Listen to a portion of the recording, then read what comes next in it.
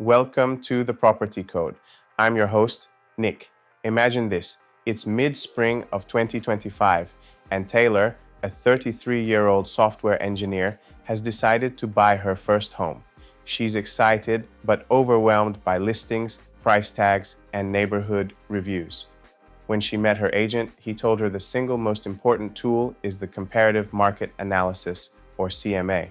Today, we'll walk through how a modern CMA works, why it matters, and how you can apply it, whether you're an agent or a buyer, to make smarter decisions in today's shifting market.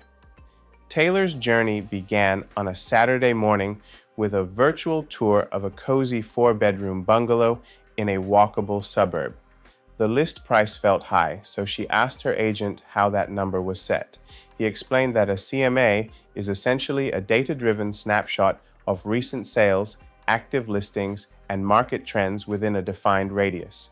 In 2025, this process combines classic comparable sales research with AI-enhanced analytics and climate resilience scores to account for ever-evolving buyer priorities. First, the agent pulled public records for homes sold over the past 3 months in Taylor's target neighborhood.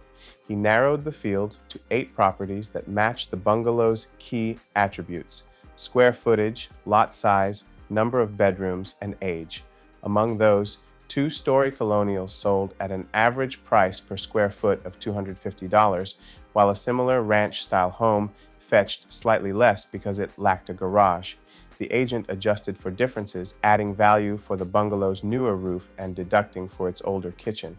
By the end of this step, Taylor saw that true market values hovered around $850,000. Next, they examined active listings and pending contracts. Active listings represent the current competition, while pending signal where buyers willing to pay in today's rate environment. In Taylor's suburb, mortgage rates stabilized near 6.2% after recent Fed pauses, giving buyers moderate leverage. They noted 2 pending sales at prices 5% above the last sales average, evidence that demand, bolstered by hybrid work commuters seeking extra home office space, remained strong. Incorporating those pending sale premiums nudged the CMA upward toward $875,000. To complete the picture, the agent factored in days on market metrics. Properties priced above market averages lingered for over 30 days, while homes within the CMA range sold in under 15 days. Time on market influences seller expectations and buyer negotiating power. A fast-selling market suggests multiple offers, whereas slow markets open the door for price reductions. Taylor learned that by offering just under market value, around $840,000, she could submit an offer that respected recent comps but avoided buyer competition at the top end. In 2025, a CMA also integrates climate and sustainability data. Taylor's agent ran the address through a resilience dashboard that scored flood risk, heat island exposure, and access to green infrastructure. He discovered that the bungalow's block had recently installed permeable sidewalks and new street trees, raising its resilience score above local peers. Those improvements often translate to a 3% price premium in buyers' eyes, so he adjusted the CMA upward by that margin. On the flip side, he noted that properties with older HVAC systems sold below comps if they lacked energy efficiency upgrades.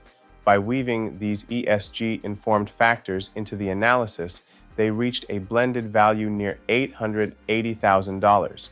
Taylor also wanted to understand rental income potential in case she ever sublet her extra rooms. The agent ran an income approach model using local short-term rental data. Nightly rates averaged $180 with occupancy near 65%, yielding annual gross revenues of roughly $43,000.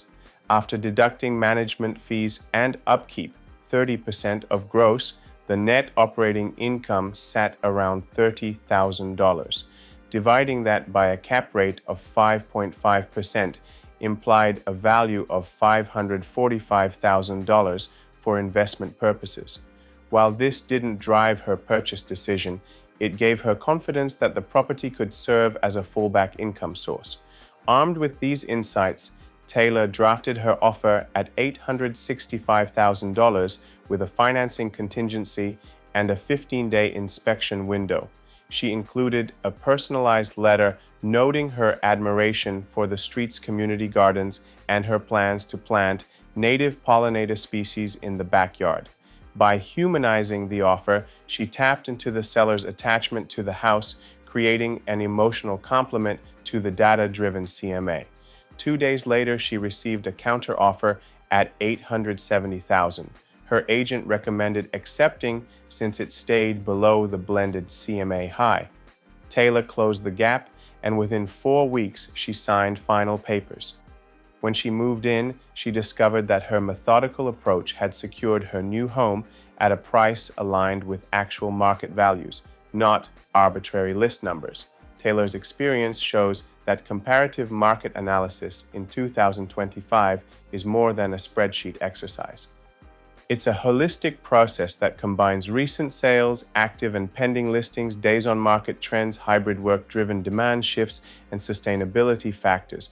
Whether you're an agent guiding a client or a buyer making that life-changing decision, mastering the CMA empowers you to set realistic offers, negotiate confidently, and avoid overpaying in uncertain markets.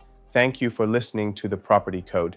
If today's episode helped you understand how to leverage comparative market analysis, subscribe and leave a review. Until next time, stay strategic and keep building your real estate expertise.